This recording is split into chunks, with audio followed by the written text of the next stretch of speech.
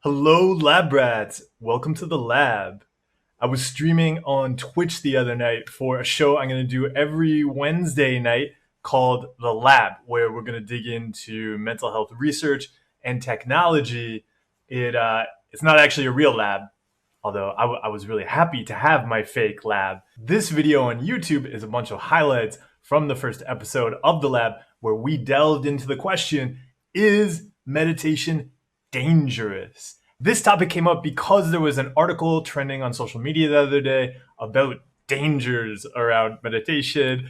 And I know questions come up a lot around challenges with meditation and mindfulness, and there's a lot of fear around doing it right. So I know when those kinds of articles come out, it really feeds into people's anxiety around meditation and mindfulness. So I thought it'd be useful to really dig into the research, take a look at it, maybe dispel some of the myths or some of the misinformation that was going into that article. So the article's title was Mindfulness and Meditation Can Worsen Depression and Anxiety. It turns out the research didn't actually claim that, but clickbait, am I right?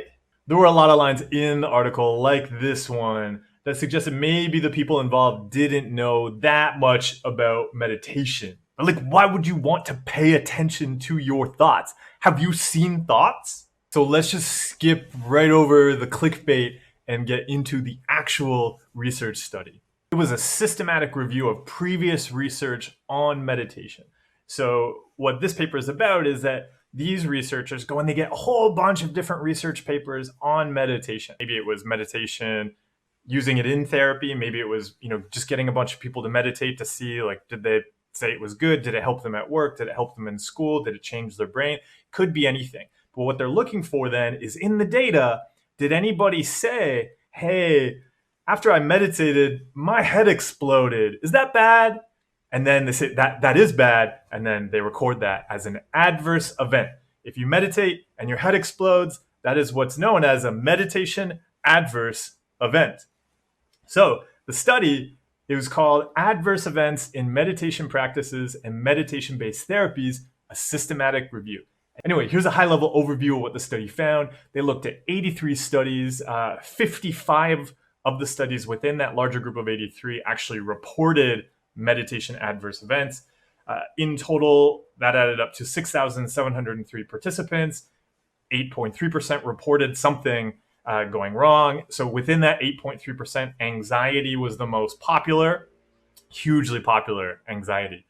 Depression, cognitive anomalies, 16% of the people reported pain, 16% disassociation, depersonalization. I'm going to mention why I'm calling those out.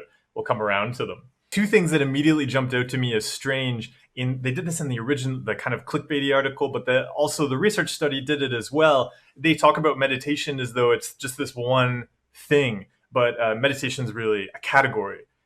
It's like saying cardio. Like there's so many different types of things you can do under the umbrella of meditation. So doing a study like this and just lumping all the meditation together, that's like doing a study on exercise injuries and not differentiating between Zumba and Olympic weightlifting. Obviously, the potential for injury is different depending on the different exercise and the way you're doing it. They also don't talk about like how people were doing the meditation.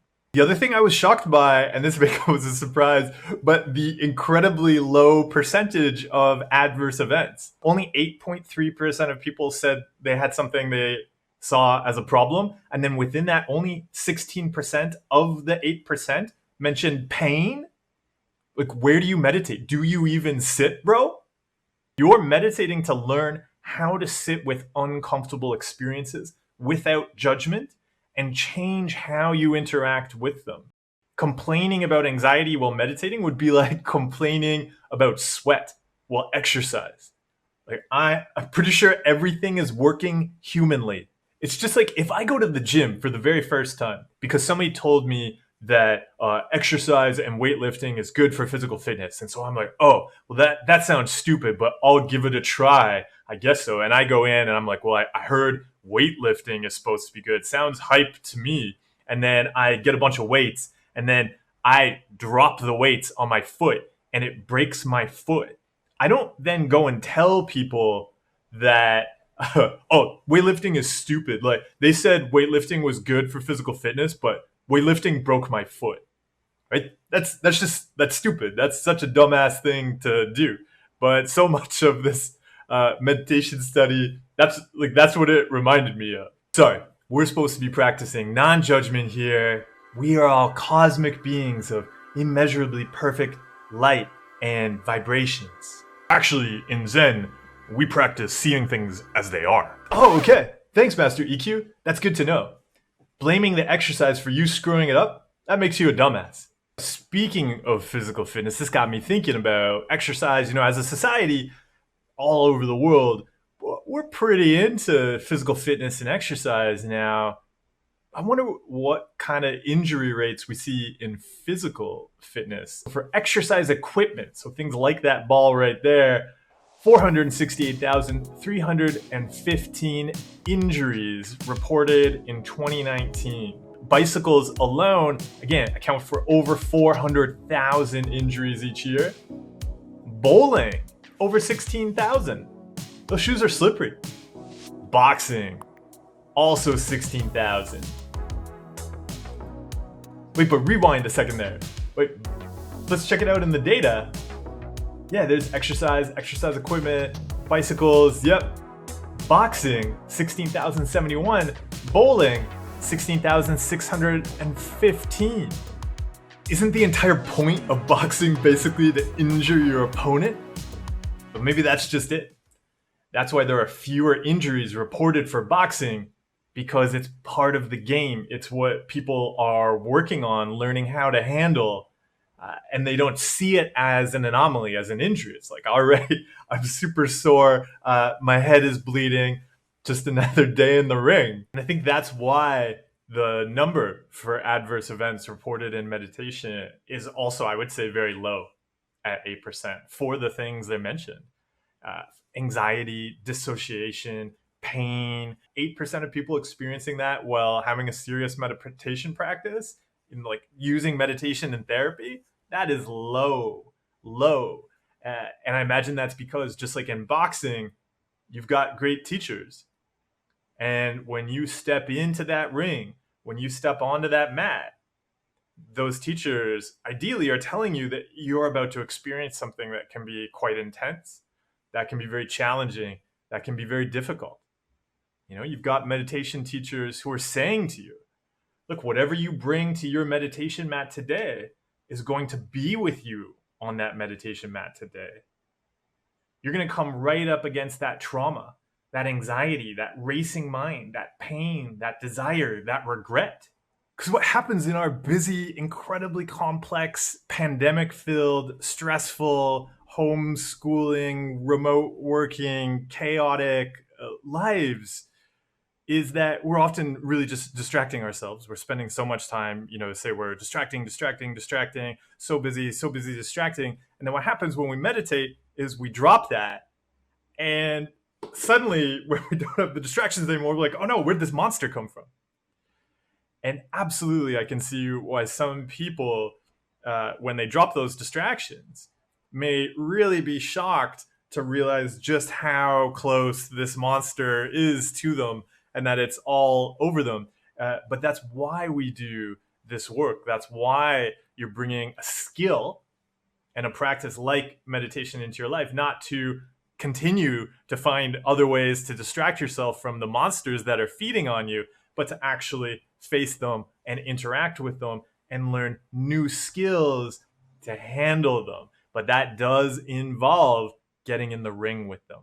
And yes, they're probably going to punch you and bite you and tear at you and rip at you. Check out this research study. You'll see a lot of terms that many of us will find very familiar: depersonalization, dissociation, false memories, all of these cognitive anomalies as they get referred to. The thing is, as much as these are experiences that we might engage in a lot of compulsions around, there are particular types of meditation where they're actually the outcome that you're looking for. Not that you're looking for an outcome when you're meditating, but it's part of the practice. You're actually working to not lose touch with your physical self And I talked about this in the video I did on the silent illumination technique of meditation, or just sitting, after the meditation retreat I did in Taiwan at Dharma Drum Mountain. Let's take a look at that. Much of the work we've done on this channel has been about changing how we relate to thoughts and emotions. And when we do that, when we change that relationship with the stuff in our heads, our minds can act differently. They can quiet down. That's a step on the journey. Another step is changing how we relate to physical sensations. And again, when we change how we relate to physical experiences, it changes how our brains behave. One of the reasons for practicing silent illumination is that when you show your brain that you're not going to react inside or outside your head to physical sensations, then your brain goes off in search of something else to do.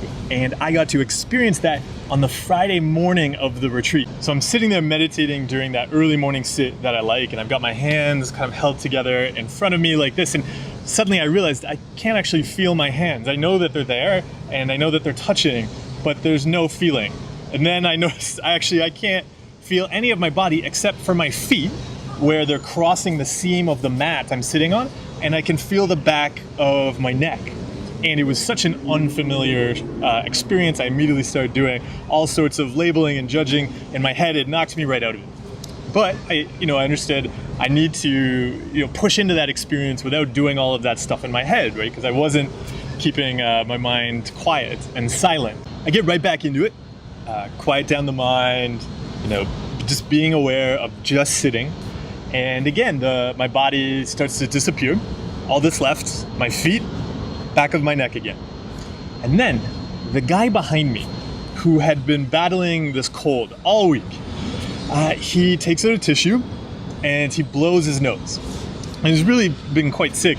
And this is a snot-filled snort. Suddenly, I can't feel my body at all. My body is completely gone. All that I am is this sound of him blowing his nose. That extra noise was enough of a kick to kind of knock out my sense of touch, and my brain has allocated that extra bandwidth to sound. So I am extremely grateful that gentleman behind me battled through a cold all week just so that he could still be blowing his nose on the Friday. I am also so grateful that he didn't fart.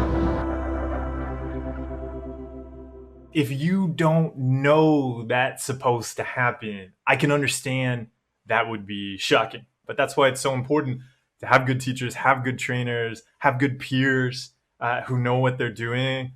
Just like in any sport, any exercise, whether it's boxing, weightlifting, whatever, work with people who know what they're doing and are better at it than you. Because if somebody came out of that, 7-day retreat and was like, dude, I had this horrible adverse event where I suddenly couldn't feel my body, be like, yeah, dumbass, that's why we were here. It seems there's a bit of a fad right now around claiming that meditation is dangerous. I think this is a good thing.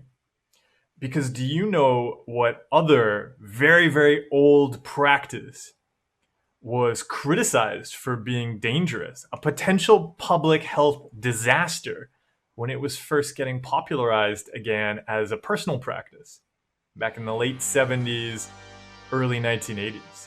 Exercise, personal fitness. When you look at the fitness industry now, it's easy to forget that personal physical fitness is relatively new. It exploded in the 80s. Before that, physical fitness was for sick people and the military. It's not that dissimilar to how many people view mental health skills and mental fitness, things like meditation, things like therapy, that they're just treatments for sick people and problems. That's very much where physical fitness was in its early days. On the stream, we read a passage from The Exercise Myth. I had to hunt this original copy down. It's by cardiologist Dr. Henry A. Solomon. He cautioned people against strenuous exertion and really criticized these people he refers to as exercisers, though it's quite a derogatory term. One thing it didn't criticize enough were the dangers of exercisers who tuck their tank top into the waistband of their short shorts. But otherwise, in general, as somebody who exercises, who, likes running and lifting weights, there wasn't much in the exercise myth that I would disagree with. I think, again, this is important. A lot of the things that one person may see as a criticism, as like a danger, to people who actually engage in the practice and participate in it, it's just an understanding of natural risks inherent in the practice if you don't do it well and you don't take care of yourself and support yourself and get good trainers. So just like those researchers in the 80s convinced everybody that physical fitness is bad and they should not exercise, I can only hope we'll see a similar impact from these articles and these research papers saying that meditation is dangerous. Two messages just to close things off here, and these messages are going out to anybody that's interested in meditation, anybody that's practicing meditation, as well as researchers who want to study meditation, or any health and science writers who are then reporting on the research about meditation. So first, to anybody looking to study meditation, or if you're in your practice and you're kind of struggling with it, understand that a meditation practice is as challenging and as rewarding and as skill-based as any fitness practice.